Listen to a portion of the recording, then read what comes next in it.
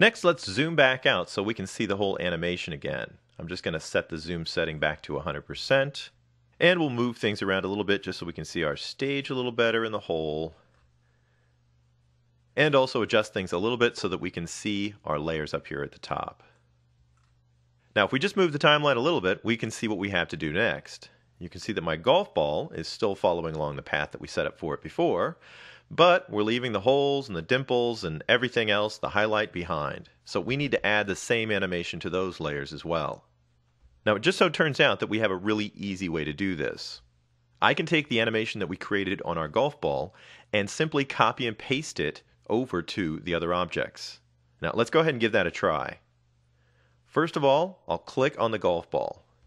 When you have the golf ball layer selected, you can go up to the Edit menu, and down here under Timeline, we have a special set of copies. You'll notice that we can cut, copy, and paste frames, and we can also copy and paste motion. That's what we're going to do right here. I'm going to select Copy Motion. Now, I can go over to the layer holding the dimples, the mask, and even the highlight, and paste it right onto them. Let's do the dimple layer first. Now, the first thing that I want to do is go back here to frame 1, and we've got most of the other layers locked except for the highlight here, so let me lock that one just for the moment. And I'll unlock the dimple layer. Now, as I go down and select the contents of the dimple layer, you can see that we have a group. That's not a symbol yet. So normally what we would do is make that a symbol. Now, it isn't a layer by itself, so it's half ready to go. But what's also kind of nice is if we just go over to our Edit menu, go back to the timeline, and choose Paste Motion, the program has actually realized that it's not a symbol, and we have an option to have the Flash program make it a symbol for us. If you just click OK, it's going to turn it into a movie clip symbol. Now, it doesn't give it a very good name, Symbol 1, but the program can take care of some of these things for us. If I just lock the layer again, that'll re-enable the masking so that we can see the cropped area removed. Now you notice that the paste operation added the same keyframes in that we had in our golf ball animation, and it reduced the number of frames to match. Now if we drag our playhead a little bit, you can see that the dimples do try to follow the ball, but we drop off because the mask isn't following the ball, so we need to set the same animation up on the mask layer as well. In fact, we need it on the mask and the final highlight layer. Now we could just copy and paste just like we did for the dimples, but let me show you something else. In our last chapter, we took a look at a new panel called the Motion Presets panel. And as you remember, the top part is filled with default presets that we can just select and apply to our objects. But you'll notice underneath that folder, we've got a custom preset section. Now here's how to make a custom motion preset. It's basically copy and paste. All we have to do is go back up to our golf ball layer. Let's select that layer, and you can see the path is selected down here as well. I can go to this button right down here at the bottom and save my current selection as a preset. I'll give it a name, Golf Ball Drop.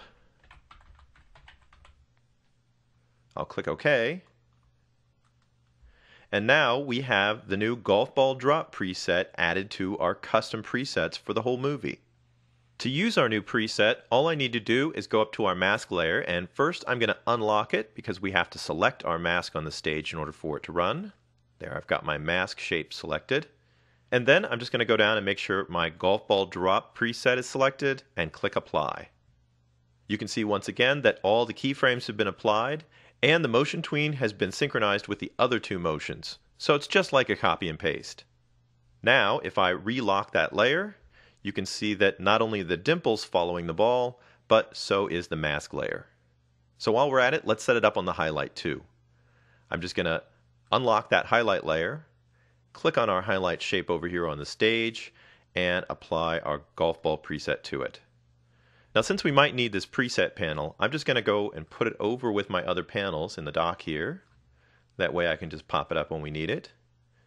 And just to make sure it stays there, I'm going to go up to my workspace settings, and I'll just choose New Workspace again. We'll type the same name in, Main, and it'll warn me that I'm overwriting the old one, but that's okay, we're just updating it. Now you probably noticed that when we pasted the animation onto the highlight, it looks like the alpha setting that we had has gone away, and it's just obliterating all the objects on the ball.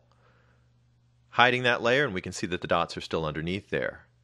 Well, that's because our preset didn't have any alpha settings, and when you apply a preset or paste a motion, you're actually replacing whatever settings that object has with the new ones. So our alpha has been changed, but that's pretty easy to fix. We can just move our playhead back to frame 1. Now remember, none of these keyframes that are showing here have any alpha settings. So if we change the first keyframe, it's going to stay that way unless we add some other changes.